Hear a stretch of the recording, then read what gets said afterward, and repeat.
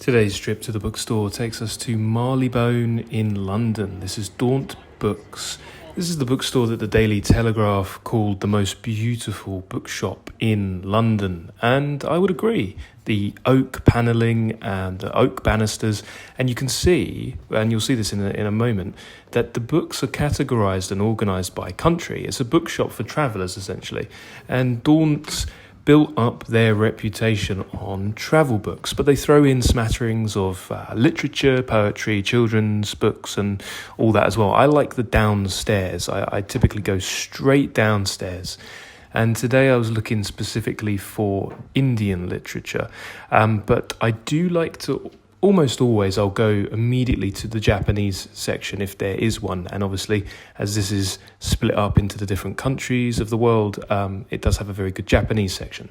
Now, I went to the Indian section, and I had an idea of who I wanted to pick up, but I also wanted to just have a little rifle through and see if I couldn't find something that would leap out to me. This caught my interest, Paul Scott's Raj Quartet, but immediately I saw Rabindranath Tagore, who was one of the first Nobel Prize winners. I believe he won the Nobel in 1913, and it was for his poetry specifically. But it's actually, it's not Gitanjali, it's actually his short stories that interest me the most. But I was intrigued by Paul Scott. If anybody's read the Raj Quartet and can recommend it, let me know. This edition, rather than the Everyman edition in particular, stuck out to me because the covers just look so beautiful and epic. But I went on a bit of a Tagore binge, if I'm saying his name correctly. Also checked out some of the Rig Veda and some of the yogic writings. You've got the Bhagavad Gita here in various translations. I do like the Bhagavad Gita. I've got the Barbara Stoller, I think her name is, the Stoller translation, which is really good. And then after I got Tagore, I went back to Japan and I rifled through some of the haiku stuff. And there's a real art to appreciate in haiku. The original haikus would obviously be in the original kanji or the pictographics. So it's a very different experience reading it in English. Can one read a haiku in English? I don't know. It's still very beautiful and it's still sort of grounds you.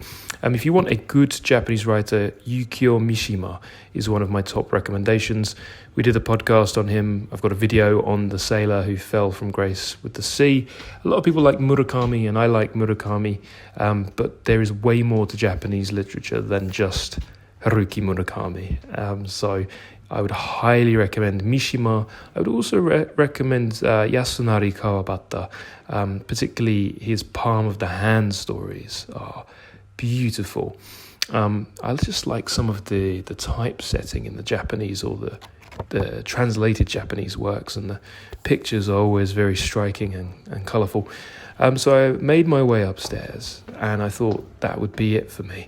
And then something caught my eye. It was Jorge Luis Borges, and these editions are just beautiful. The colours and the paper quality. It's got that sort of cut ruffle style of paper.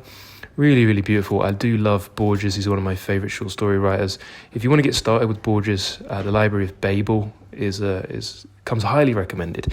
Then I went over to the French section and noticed that the first volume of Proust, Marcel Proust, À la recherche de temps perdu, in every translation is sold out. It's not available, which is, it's actually that one that it's in, but in some of the others it's not. So I'm interested in Proust at the moment because obviously we've just begun the Proust project in the Hardcore Literature Book Club. We're doing a very slow, deep reading of Proust over the long term, and I'm finding it really rewarding. Proust requires a very different technique than many other books. If you want my recommendation, I like the Moncrief Kilmartin Enright translation, but the Lydia Davis is good as well. And then if you go upstairs in Daunt, as you can see, it's really quite beautiful. You could spend a lot of time here if it wasn't so busy. I went on a Saturday because I'm a fool, but the poetry section is upstairs, so if you do check out Daunt, make sure you go upstairs, not just downstairs. And there's a great Shakespeare section, and there's other poetry as well, but Shakespeare is one that I always default to. I try to see if there's anything new written about the bard. There always is. And Ted Hughes is the covers on these are beautiful. Seamus Heaney is a poet I want to explore more of. I do like his stuff. You can see there through to books arranged by country. I just think that's a very exciting concept. But as usual, if there's an Everyman section in a bookstore, I will make sure I go there, because Everyman is my favourite of all the publishing houses. I like those cloth-bound ones as well. I don't feel like they're particularly readable. They're more just for show. Do you know what I mean? But you've got some beautiful covers here. The golden age of the British short stories. You've got some Austen there. I've got all of Austen in Everyman now, and Bleak House with the pink cover. That's quite beautiful, isn't it? Yeah, the cloth-bounds are really good. We've got Persuasion there. We're currently going through Persuasion in the book club, and great book. The Pearl by John Steinbeck. I'd never heard of that one, but it looks like a beautiful edition with the pictures.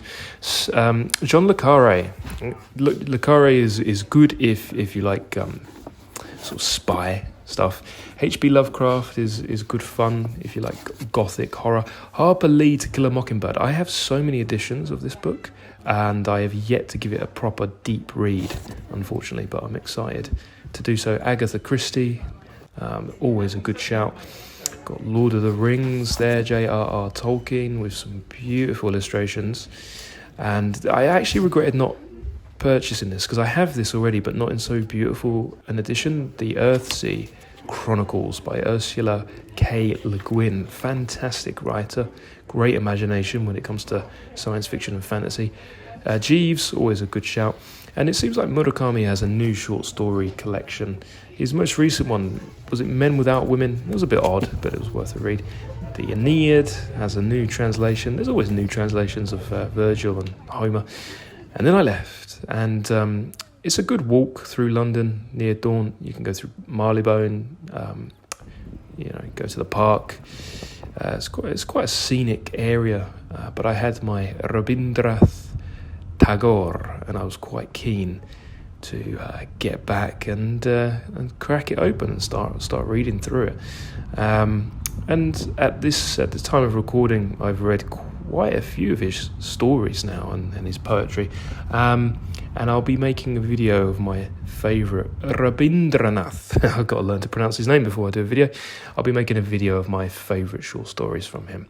If you have any more recommendations for Indian literature or otherwise, let me know. Thanks for watching.